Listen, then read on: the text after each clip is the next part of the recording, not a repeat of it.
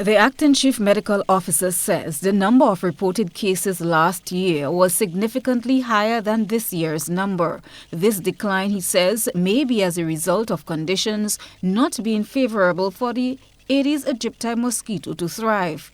In 2018, over 400 cases of the disease were reported as compared to this year's figure of 130 cases.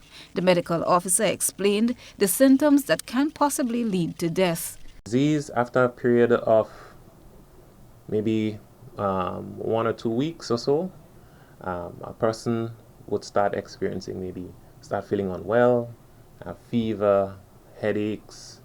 They may have joint and muscle pains.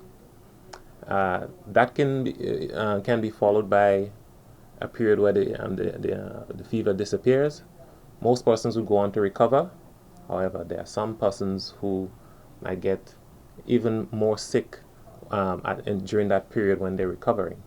And then they can have complications such as bleeding or going into shock or maybe organ failure. And those are the instances where dengue can be quite a severe disease and can even cause death. Certain drugs can pose a serious health risk should people consume them once infected by the virus. Fortunately, dengue is one of those diseases that has no specific treatment. So we say that the treatment is based on the symptoms. We want persons need to rest, they need to consume lots of fluids, and we recommend that they use paracetamol or Panadol for pain. They should avoid using drugs such as ibuprofen or aspirin or all of those, because those can predispose to, can cause persons to suffer severe complications. St. Andrew and St. George were identified as the two parishes where the virus is most prevalent. The epidemiologist believes there is not enough compliance in eliminating breathing sites.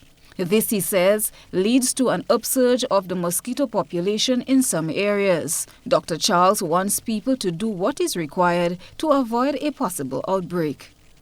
Christina John, GBN News.